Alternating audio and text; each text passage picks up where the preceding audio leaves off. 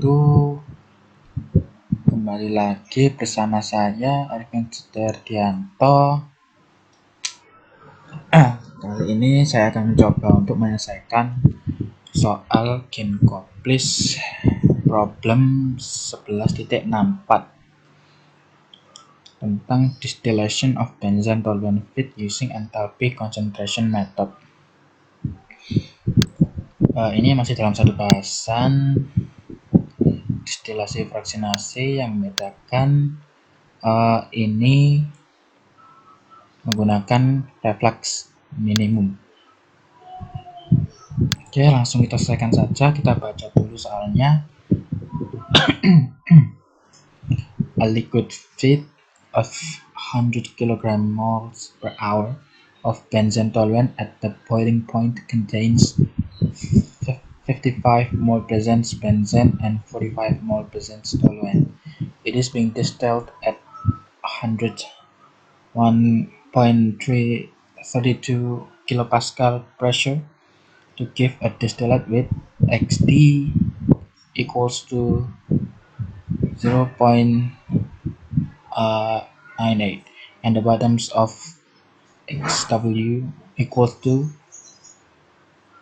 0.04 using a reflux ratio of 1.3 times the minimum, and the enthalpy concentration method do as follows.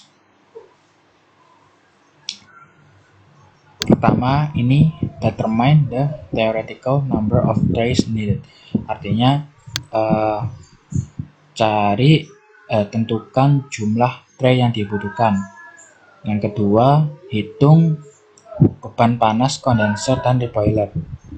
Yang ketiga, tentukan minimum theoretical trays untuk total reflux.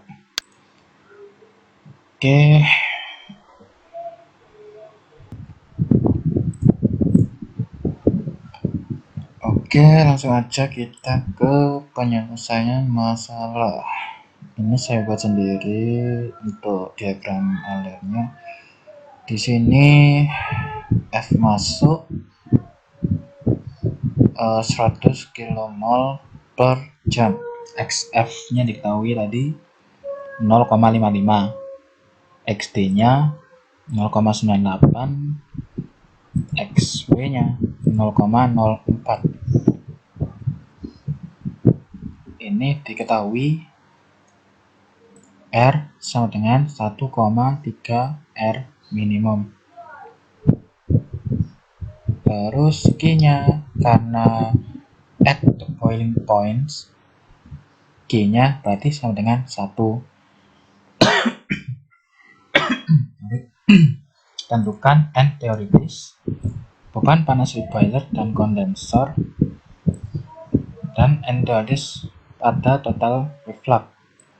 Langsung saja kita buat plot grafik dari data equilibrium benzene toluene. Di sini kira-kira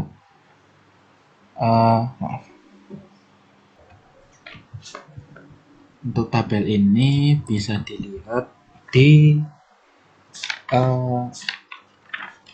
buku Ginkgo-Pliss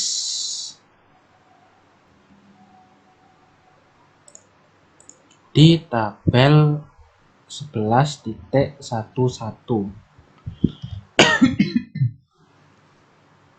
Kita buat plot dari grafiknya gimana, seperti ini. Sama seperti sebelumnya,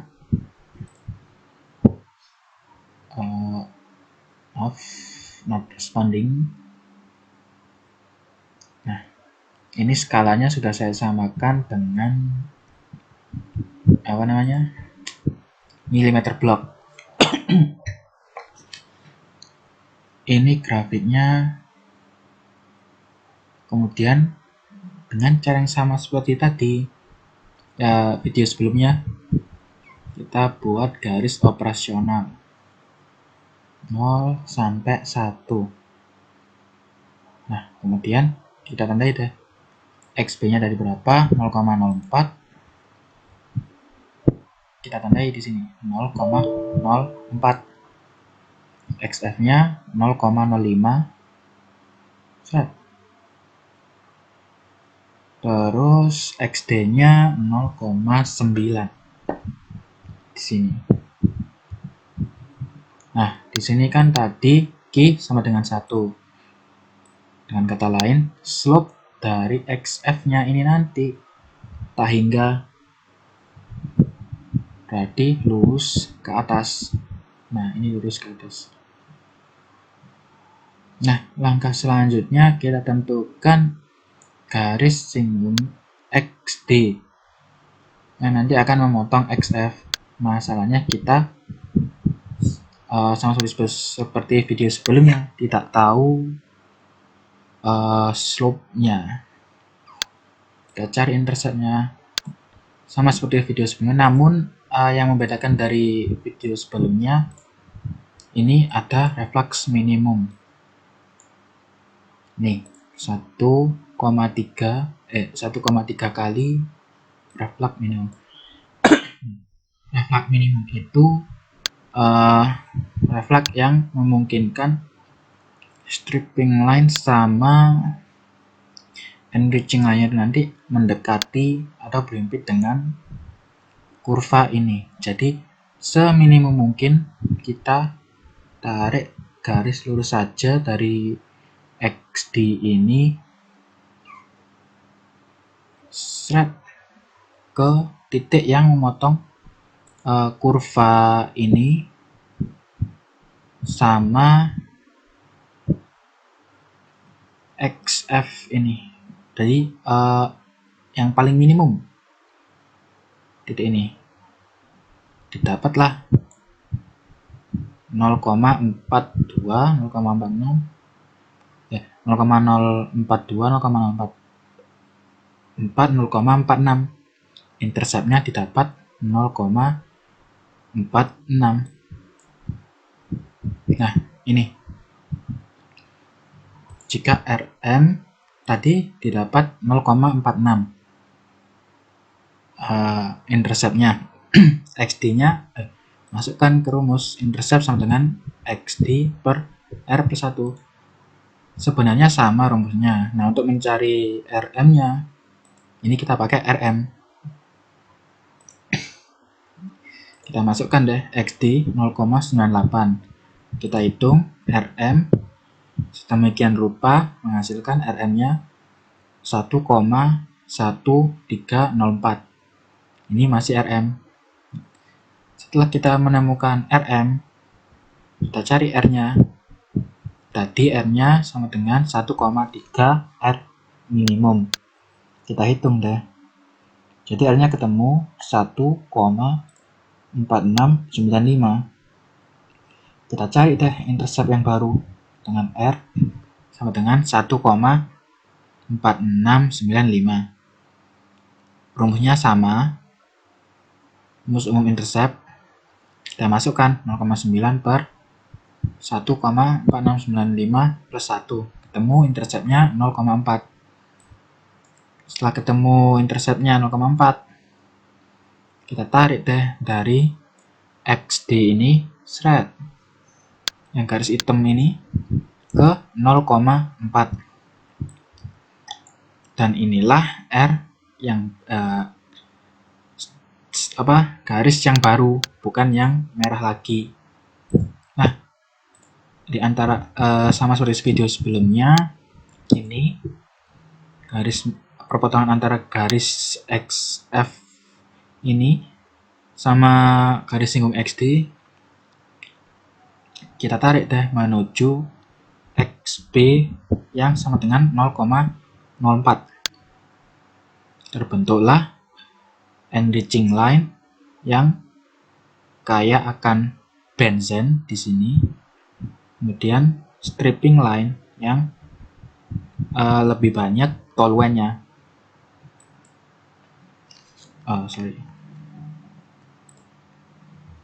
Oke. Nah, setelah seperti ini kita jadi bisa mencari jumlah tray-nya sama seperti cara Sebelumnya di video sebelumnya saya contohkan dari titik X saya zoom saja lebih mudah, lebih jelas.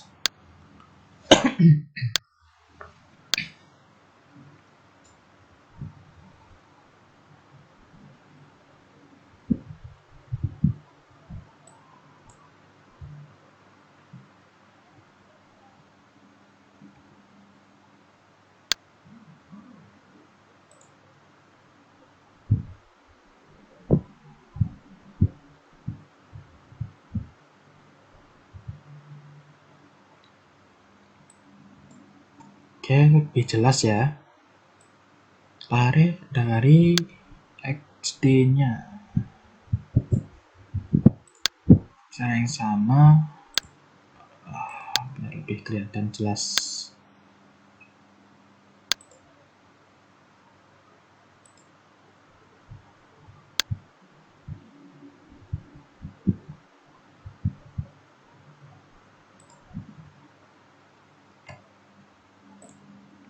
Dan garis vertikalnya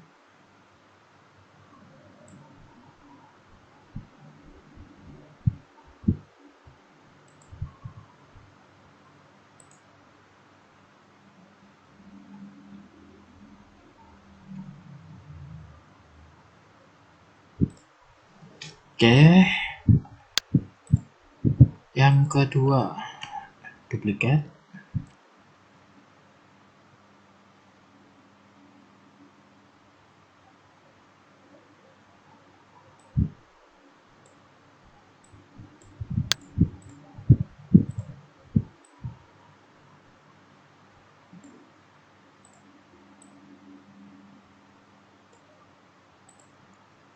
Nah, ini dilakukan sampai menuju XB yang 0,04.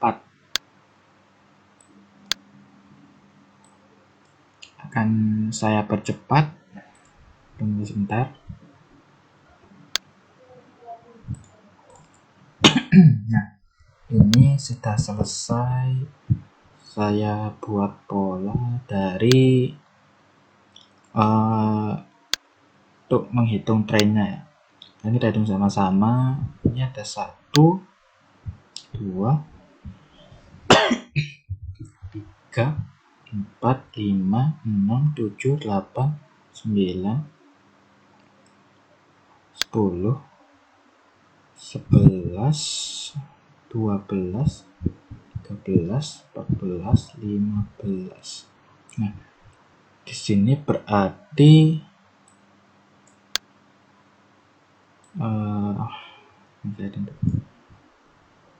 sini deh.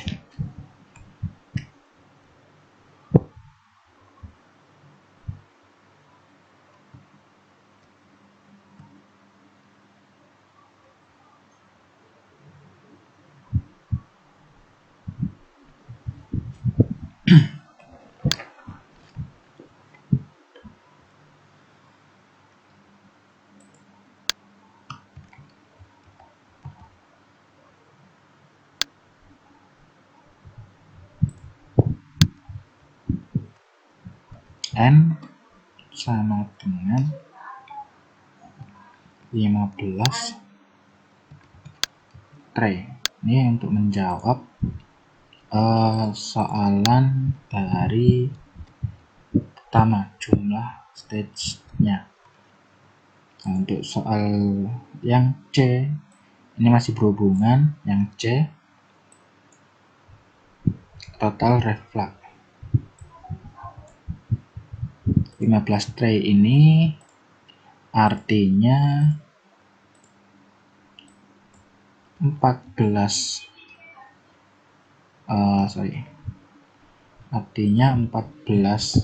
tray di kolom dan 1 di reboiler. Jadi seperti ini. Kita sudah menjawab soal A, dan soal C.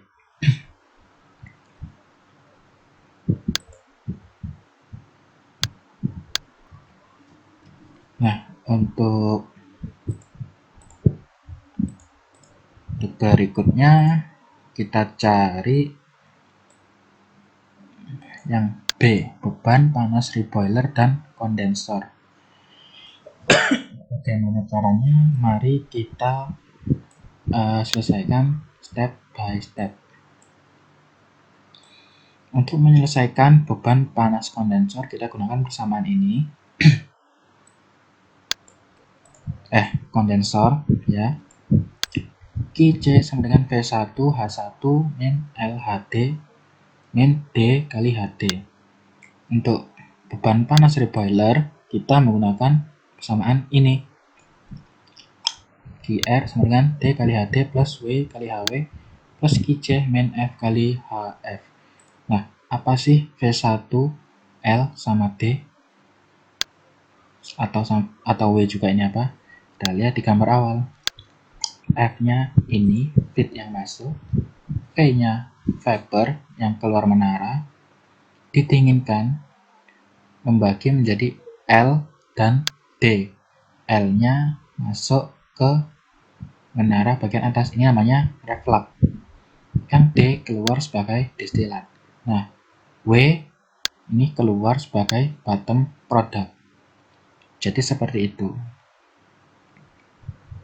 Pertama, kita tentukan dulu F-nya sudah diketahui. Kita cari D dan W dulu. Ini neraca massa total. F sama dengan D plus W. 100 sama dengan D plus W. D sama dengan 100 min W. Oke, dapat satu persamaan. Neraca massa komponen, masukkan F XF sama dengan DXD plus WXW. Kita masukkan satu persatu. FXF 100 kali 0,55. D-nya kita substitusi dengan 100 min W. XD-nya 0,98 plus W 0,04. Kita cari sedemikian rupa, ketemu W sama dengan 45,7447 kg per jam. Nah, kita masukkan deh W-nya ke persamaan awal. 100 min 45,7447. Ketemu D-nya 54,2553. Sekarang, mencari laju alir liquid yang keluar menara. Setelah di kondensor. Caranya L per D sama dengan R. R ini reflux yang tadi. Nah, kita ruas L sama dengan R kali D. L tadi masukkan R-nya tadi, ketemu ini 1,4695 dikali D-nya 54,2553. Ketemu L 79,7282 kmol per jam. Setelah itu kita mencari V1-nya. Nah, V1 ini didapat dari L plus D. Bisa kita lihat di gambar. Ini satu aliran L plus D. Masukkan deh L-nya 79,7282. D-nya 54,2553. Ketemu V1 sama dengan 133,9835 atau 835 atau 8 kg mol per jam. Oke, dari sini sudah didapat semua aliran laju alir. Tinggal mencari entalpi dari H, HD, HW, dan HF. Bagaimana caranya? Kita lanjut.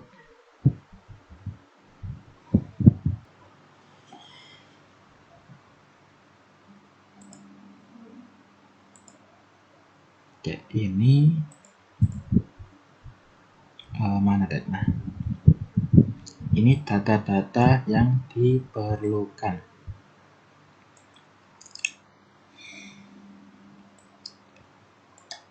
Untuk mencari entalpi, H kecil ini melambangkan saturated liquid enthalpy. Rumusnya seperti ini. XA fraksi liquid. CPA sebelumnya kita bisa, ini sudah saya siapkan physical property dari benzen toluen.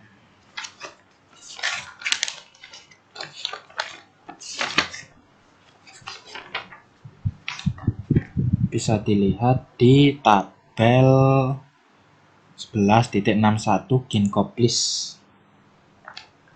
halaman 733. Kita memakan benzennya itu A, toluen B. Oke, sudah didapat seperti ini. Kita urai satu-satu. Kita mencari H kecil. H kecil melambangkan saturated liquid enthalpy. Wujudnya liquid. XA adalah fraksi cairnya. Fraksi cair dari benzen. CPA adalah CP ini tapi dalam fase liquid. T min T0. T ini T0 ini adalah T reference atau T saat kedua cairan itu berpisah, memisah. Yang artinya boiling point dari ini benzen itu T0, T reference. Terus T ini adalah T suhu pada fraksi cair XA. Nanti saya jelaskan. Plus 1 min XA. Ini artinya fraksi cair dari si toluen. CPB, CP liquid dari toluen, satu yang ini, T min T0 sama, plus delta H-sol. Nah, delta H-sol ini adalah delta H campuran larutan. Di soal tidak diketahui. Jadi nanti kita masukkan saja delta H-solnya 0. Oke. Lanjut ke saturated vapor enthalpy. Di sini entalpi dalam bentuk saturated vapor dilambangkan H besar. Kita uraikan. YA artinya fraksi vapornya. YA artinya pada saat wujudnya vapor. Kemudian lambda A artinya latent heat. Nah, di sini dalam kasus benzen, latent heat-nya bisa dianggap sama. Saya jelaskan dulu latent heat-nya ini ya. Latent heat-nya itu untuk yang A, CPA, TB min T0. Nah, TBA ini T boiling point A.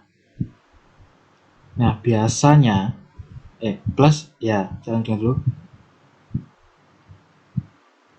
Plus lambda A B, artinya lambda pada boiling point.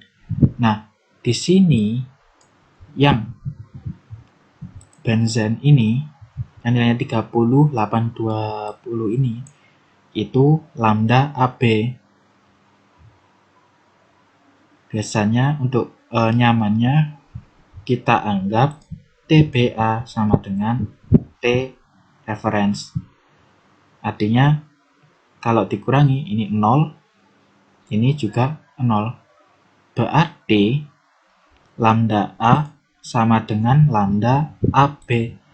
Jadi kita tidak perlu menghitung dari lambda A-nya pada T sama dengan berapa gitu ya. Oke, bisa dipahami.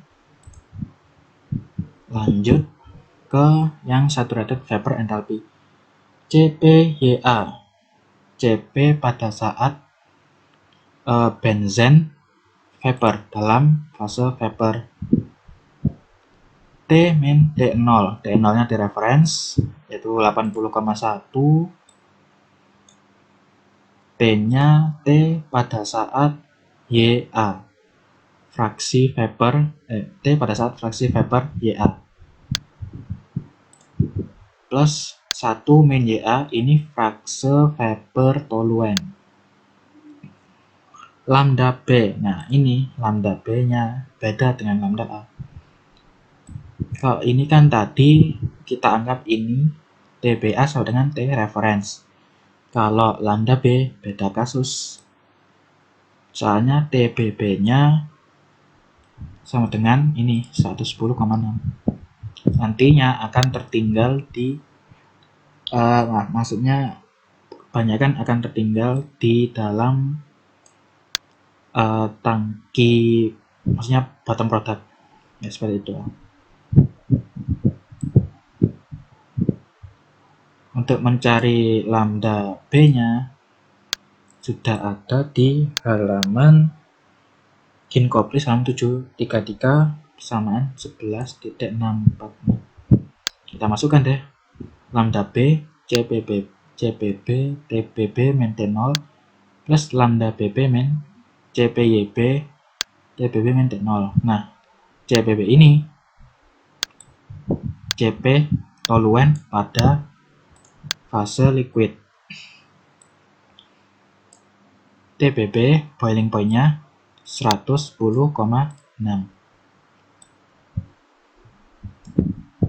Min T0 nya tadi 80,1 plus, nah ini lambda BB-nya baru yang ini. Nah, 3330 masukkan min CPYB CP toluen pada fase vapor sama ini sama dengan ini 110,6 min 80,1 ketemu lambda B nya 34,224 kJ per kilogram mol. Seperti itu.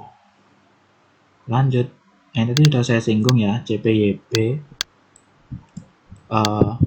CP dari toluen pada saat vapor, fase vapor. Pokoknya yang ada Y, B, YA ini berarti fase vapor. Oke, sampai sini sudah paham. Nah, kita cari deh.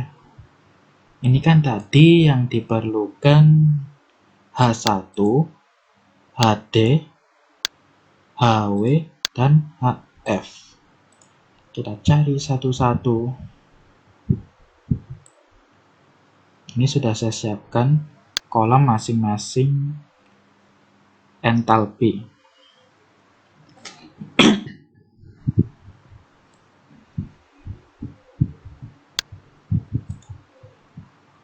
Pertama kita cari dari H1-nya.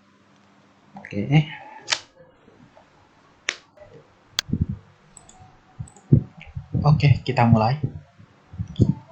Pertama YA sudah diketahui. Tadi YA-nya tadi 0,98, oke. Lambda A sama dengan lambda AB ini, oke. Yang ini ya. CPYA sudah diketahui. Nah, yang belum diketahui dari ini semua adalah T.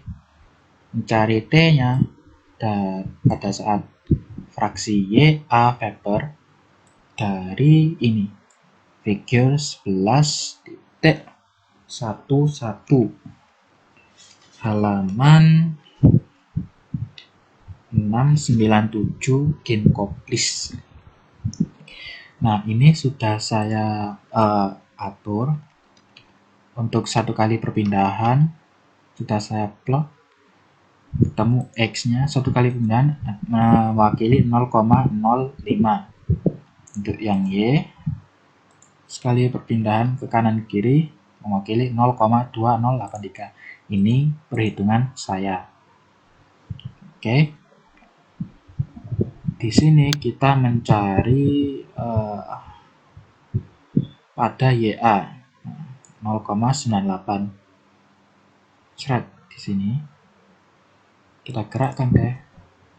Ini kan fase vapor. Berarti pakai saturated vapor line. Oke.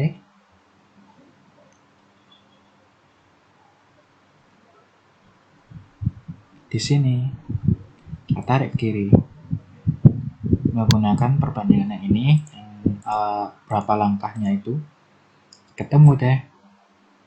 T untuk ini TDYA ketemu ini 81,0417. Oke, kita masukkan dari sini. YA-nya 0,98 dikali lambda A ini, oke, ditambah CPYA. Sorry beda. Oh, di sini nggak ada.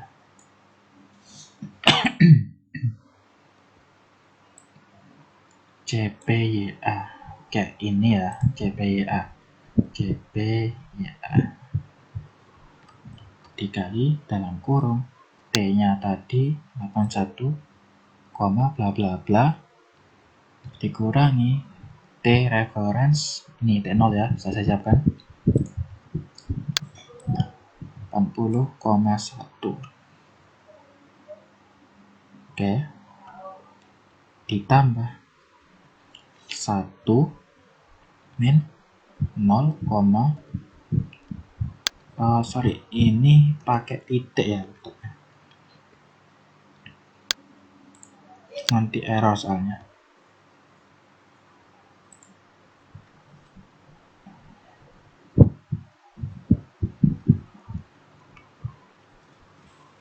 Oke, harus teliti banget ya.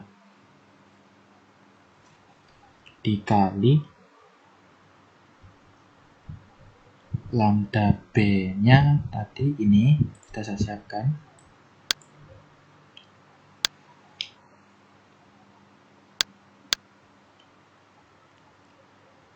Plus CPYB. CPYB B-nya ini tadi ini 138,2. Sorry.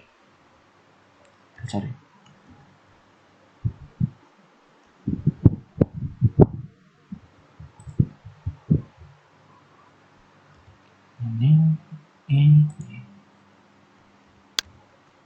Oke.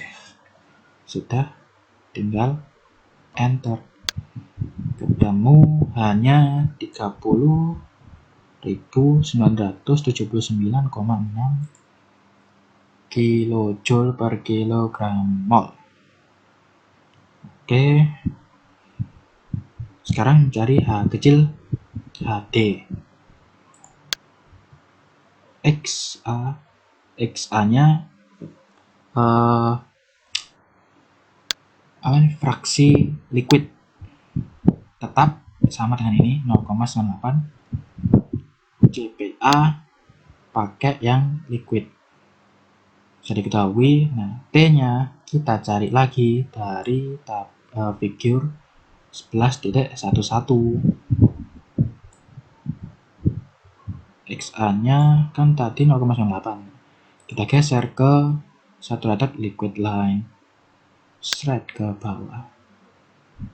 Di sini saya ketemu TD-nya ini 80,2083. Oke, kita masukkan dengan cara yang sama tadi.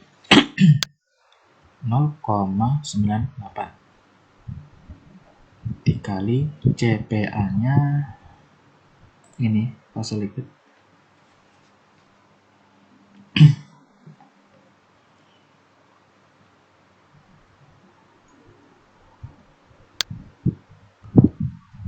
T-nya pakai ini main T reference. Oke, plus 1 min 0,98 dikali CPB-nya fase liquid toluen. Mana tadi? Oh, ini ya. Sudah ya. Oke, sudah dikali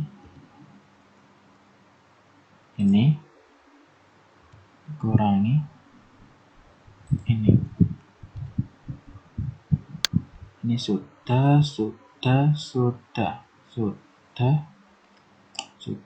Nah, data hasilnya 0 karena diketahui. Masuk saja enter. Sebentar, pakai koma ya ini. Maaf.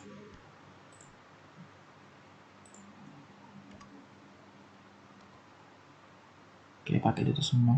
Enter.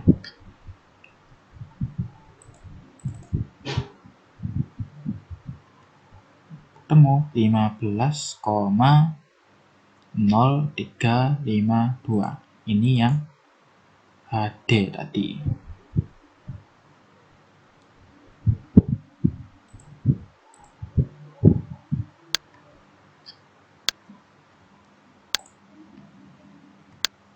Oke. Nah, untuk HF caranya sama. Yang membedakan adalah XA. XA di HW ini 0,04. Kenapa? Karena di sini diketahui XV-nya 0,04. Oke.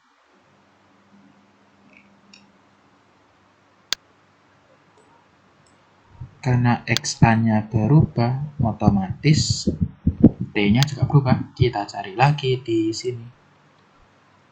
Pada XA sama dengan 0,04 di sini banget.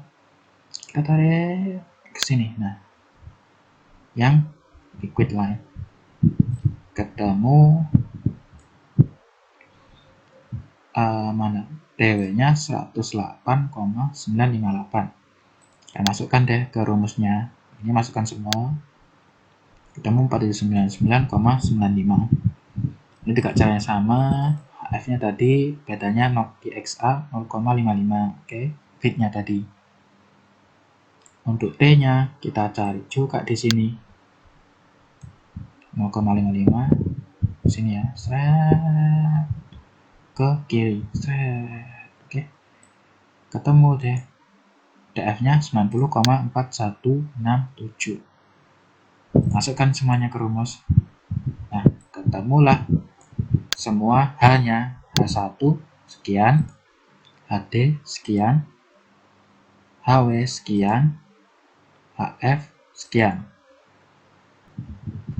Kita cari deh beban kondensornya. Ini semuanya sudah diketahui, saya taruh di sini supaya lebih mudah. Oke. Kj, sama kita cari dulu. V1 kali H1. V1 dikali, perhatikan di sini ya supaya lebih mudah kalian. Saya tidak bolak-balik ke bawah. Oke, lanjut. V1 dikali H1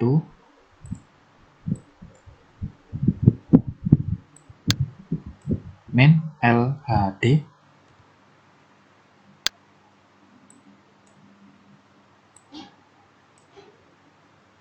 L dikali HD dikurangi DHD. kali HD. Oke, kita enter. Kamu sekian 4.148.734 kilojoule per jam. Ini beban kondensor. Untuk reboilernya sama, masukkan saja semuanya, tinggal masukkan saja D kali HD ini ditambah W nya sekian dikali HW ditambah Qj nya ini, oke, dikurangi F